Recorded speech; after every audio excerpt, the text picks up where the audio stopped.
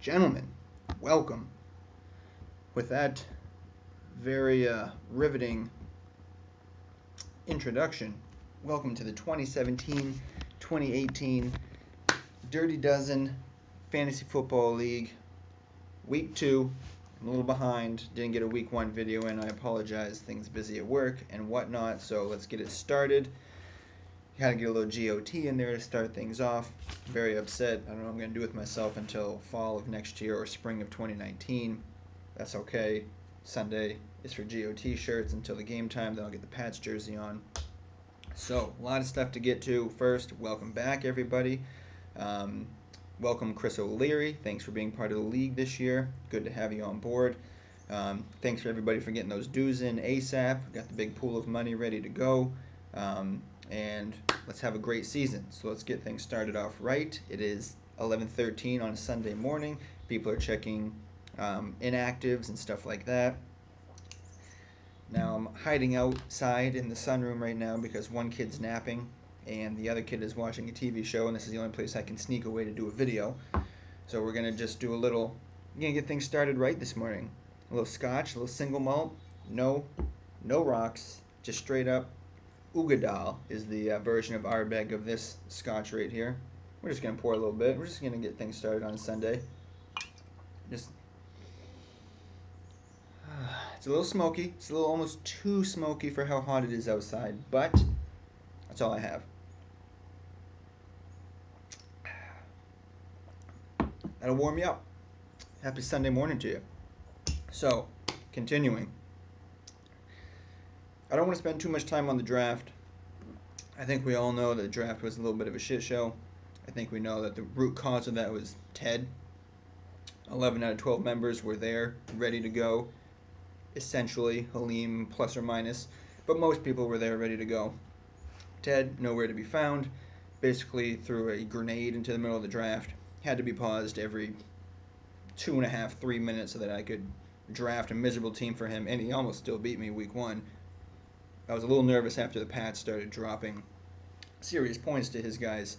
But in the end, the depth was not there, and he had to be put down to where he belongs, which will end up being the basement at the end of the season. So next year, Ted, please, let's try and, get together on a date and time so that way everyone's there. And I'm telling you guys, if you want to do a live draft, which I am all about, we got to plan this sooner. We can't on August 10th say, oh yeah, let's do a live draft. No. I was talking to you guys in April and May for this exact reason. People get busy. A lot of stuff going on in the summertime. Needs to be planned months in advance. I know it feels like I'm badgering you guys when I'm sending those texts, but this is why. If you want a live draft, got to plan it in advance. So maybe next year, let's try and focus on that, early spring next year. 2 or 3 months in advance, let's just say, no, this is the weekend, this is when it's happening, let's try and make it happen. Let's try and get Angel in town. Angel doing big things in Florida. Hope you're okay, bro. Saw you were down there in Disney World living it up with your girl. Looked like you're having a great time. Congrats to you. Things look like they're going well this year. There's been potentially a G-Man sighting in the Maine area, like Bigfoot out there. Some people have seen him, some people haven't. I heard he was around. G-Man, hope you're doing well also.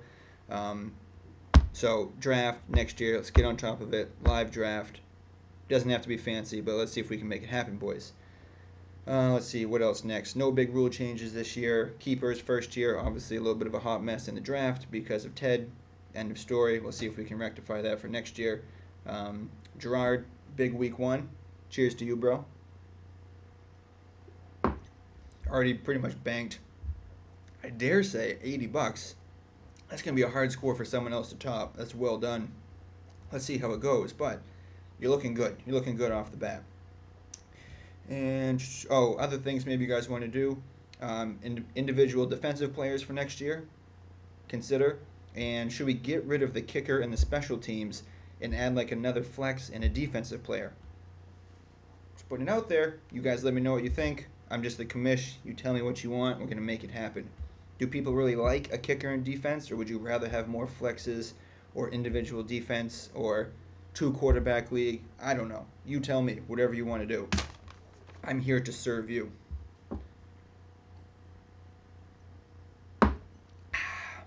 Oh, yeah. So, un mo. What's the matter?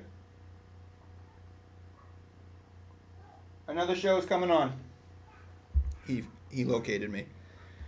So, I know there have been some posts earlier about matchup of the week. Because I didn't get to it before Thursday night, I generally don't like to do a matchup that's already had points scored. I feel like it alters it, so I went with one with no points have been scored yet, winning records. So we're doing, and hence the Game of Thrones theme intro, we're doing Daenerys Targaryen versus Team Dem Titties Doe. Malek, a little weak, same team name as last year. Robbie, I like the creativity. It's a good pick, although he's a hideous looking female, but that's a good pick for your team name as well. Both 1-0, both strong contenders, both looking to make a run. Malek looking to get back in the money again this year, looking to do big things. Robbie, he's got a strong team as well. He's got Willie Snead on his team again. Kid loves Willie Snead. But he will try and trade him to you in at least 3 or 4 weeks. And he's going to say Willie Snead is nice, and he's going to try and trade him to you. Don't take him up on it. Willie Snead's suspended right now. I wouldn't do it. Moving on to the matchup of the week. So, let's break it down. As usual, I usually have one relevant stat for the entire matchup. Everything else is just strictly opinion. So my stat for this week is Phil Rivers, pretty much undrafted in most leagues. Robbie is starting him versus the Miami Dolphins. Let's look at Phil Rivers' history versus the Dolphins. He is 3-4 lifetime since 2008 versus the Dolphins. 4 games at home, 3 on the road. On the road, 0-3. At home, 3-1.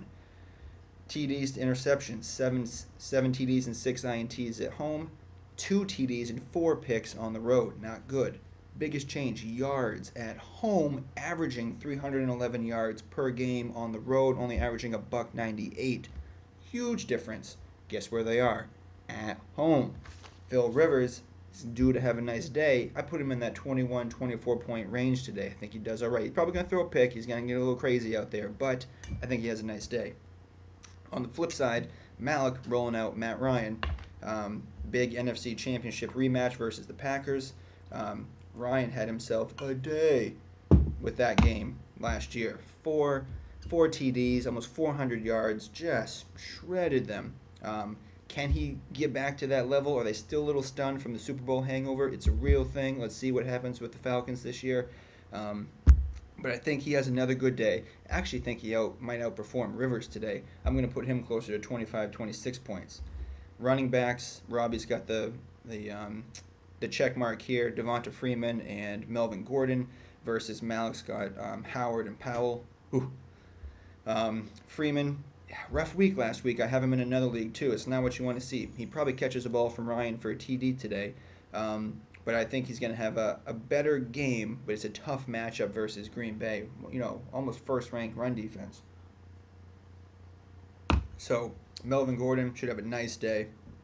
I'm putting him around 14 points or so. We don't really know how the Miami defense is yet because they've had an extra rest. Maybe they're really jacked for today, and Melvin Gordon struggles a little bit. I think he's going to do okay, though. Jordan Howard, a little dinged up. Report says he's good to go. Robbie's got the backup on his bench. That was, it was a good pickup, Robbie. I think Howard struggles a little bit here, and if he has any sign of recurrent injury, he's coming out, so you got to be careful. Bilal Powell, good luck playing anybody on the Jets. End of discussion. Come down to the wide receivers, Demaryius Thomas and Golden Tate for Robbie, and we got Mike Evans and Michael Thomas for Malek. He gets the check marks for the wideouts here. Over to Robbie. Demaryius Thomas, the little thing in ESPN says high floor, low ceiling. He's not going to go off because he doesn't have the quarterback to do it. Is he going to get you 10 to 12 points? Probably. Is he going to go off for 27? No, not going to happen. Golden Tate, his finger's doing okay. He probably has an okay day. I'm giving him a combined like 20 points for both receivers. Then you come down to Malek with Heath Evans, thinking too much about the Patriots. Mike Evans and Michael Thomas. Evans was a beast on Hard Knocks. Just look at him standing next to the other receivers. He's just a tank.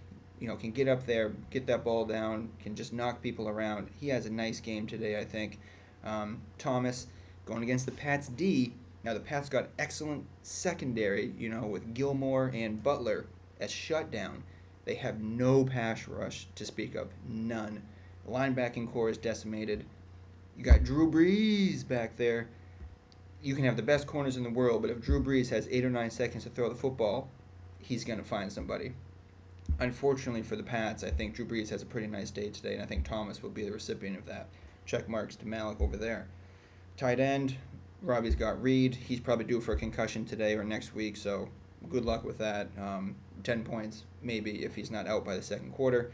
Malek's got Zach Ertz. Love Zach Ertz this year. Really feeling him. I think he's going to have a nice game today as well. Carson Wentz is on the rise, and he loves himself some Zach Ertz.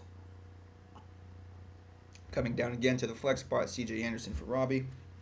Should you play Devonta Parker instead? I think that's pretty close. I would take a look at it. I don't know if I'm on board with the C.J. Anderson train again this year. But you've got him in there for now, maybe 9-10 points for him. And then we come over to Malek's team, Adams. I think he probably has an okay game, similar to Anderson. Neither one of them are going to go off, but he probably has a decent game. Defense, Jags going to come back down to earth this week. They had a nice, juicy matchup with just a shit show of a quarterback situation last week. Not the case this week. I think they're going to struggle. I'm giving them like 2 or 3 points versus Malek's got the Cardinals against the Colts. Money spot. Just money. I think they're going to have some picks, some sacks. Colts offensive line is still miserable. The only thing, though, is they're rolling out Brissett. Cheers to Brissett. Good work. Get that money, son. But there's no tape on Brissett. That's the only thing that could potentially trip up Arizona, is they just don't know a lot about him yet. That being said, I think they still are able to shut him down pretty well because the Colts just have nothing else going on. Kickers, nobody cares. So I'm putting this one just slightly in Malek's corner. I'm going to give him about 123 to 117 over Robbie. That's my score. That's the commish pick. Sorry the video ran long. It'll be shorter next week, but I had to get a lot of that intro stuff in. Gentlemen, enjoy your Sunday. Cheers to whatever it is you're drinking. God, too hot out here for a single malt scotch at 10 o'clock on a Sunday. See you guys on the message boards. Love the waiver wire activity already. Have a great Sunday, guys. Commish out. Enjoy.